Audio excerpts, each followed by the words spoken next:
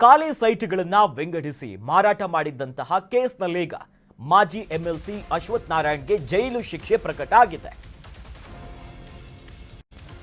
ಖಾಲಿ ಸೈಟ್ಗಳನ್ನು ವಿಂಗಡಿಸಿ ಮಾರಾಟ ಮಾಡಿರುವಂತಹ ಪ್ರಕರಣಕ್ಕೆ ಸಂಬಂಧಪಟ್ಟಂತೆ ಮಾಜಿ ಎಂಎಲ್ಸಿ ಅಶ್ವಥ್ ನಾರಾಯಣ್ಗೆ ಜೈಲು ಶಿಕ್ಷೆ ಪ್ರಕಟ ಆಗಿದೆ.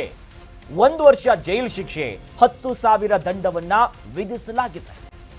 ರಾಜ್ಯ ಭೂ ಕಬಳಿಕೆ ಕೋರ್ಟ್ನಿಂದ ಮಹತ್ವದ ಆದೇಶ ಈಗ ಹೊರಗೆ ಬಂದಿದೆ.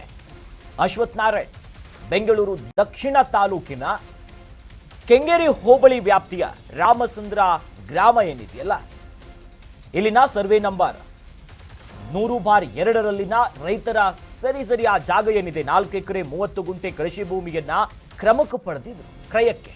ಆದರೆ ಆ ಕೃಷಿ ಜಮೀನನ್ನ ಭೂ ಪರಿವರ್ತನೆಯನ್ನ ಮಾಡದೆ ಖಾಲಿ ಸೈಟ್ ಆಗಿ ಅದನ್ನ ವಿಂಗಡಿಸಿ ಮಾರಾಟವನ್ನ ಮಾಡಿರುವಂತ ವಿಚಾರ. ಮಾರಾಟಕ್ಕೆ ಪ್ರಾಧಿಕಾರದಿಂದ ಅನುಮತಿಯನ್ನ ಪಡೆದಿಲ್ಲ, ಅಕ್ರಮವಾಗಿ ಮಾಡಿರೋದು. ಮೈಸೂರಿನ ವೈದ್ಯೆ ಡಾಕ್ಟರ್ ಕಾವ್ಯಶ್ರೀ ಅವರ ದೂರಿನ ಅನ್ವಯ ಈಗ ಆದೇಶ ಹೊರಗು ಬಿದ್ದಿದೆ. ನೋಡಿ, ಸಿಲಿಕಾನ್ ಸಿಟಿಯಲ್ಲಿ ಈ ಭೂ ಕಬಳಿಕೆಯ ಪ್ರಕರಣದಲ್ಲಿ ಬಿಜೆಪಿಯ ಮಾಜಿ ಎಂಎಲ್ಸಿ ಆಗಿದ್ರು ಅಶ್ವಥ್ ನಾರಾಯಣ್ ಅಂತ. ಈಗ 1 ವರ್ಷ ಜೈಲು ಶಿಕ್ಷೆಯನ್ನ ವಿಧಿಸಿ ಕೋರ್ಟ್ ಆದೇಶ ಹೊರಡಿಸಿದೆ. ನೋಡಿ, ಬೆಂಗಳೂರಿನಲ್ಲಿ ಅಕ್ರಮ ಲೇಔಟ್ ಮಾಡಿದಂತ ಆರೋಪದ ಮೇಲೆ ಮಾಜಿ ಎಂಎಲ್ಸಿಯ ಮೇಲೆ ಆರೋಪ ಆಯಿತು.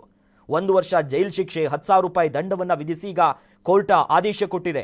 ಅಂದರೆ ಈ ಕೃಷಿ ಜಮೀನನ್ನ ಭೂ ಪರಿವರ್ತನೆ ಮಾಡದೆ ಖಾಲಿ ನಿವೇಶನಗಳನ್ನಾಗಿ ಅದನ್ನ ವಿಂಗಡಣೆ ಮಾಡಿ ಮಾರಾಟ ಮಾಡಿರುವಂತ ಆರೋಪವನ್ನ ಹೊತ್ತಿದ್ರು.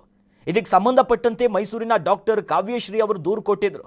ಅವರ ದೂರಿನ ಮೇರೆಗೆ ಈಗ ಶಿಕ್ಷೆಯೇ ಪ್ರಕಟ ಆಗಿಬಿಟ್ಟಿದೆ. ಇವರೇ ಮಾಜಿ ಎಂಎಲ್ಸಿ, ಕೆಂಗೇರಿ ಹೋಬಳಿಯ ಬಳಿ ಇರುವಂತ ನಂಬರ್ 100/2ರಲ್ಲಿ ಆ ಸರ್ವೆ ನಂಬರ್ನಲ್ಲಿ ಈ ರೀತಿಯಾಗಿ ಅಕ್ರಮ ಆಗಿರುವುದು.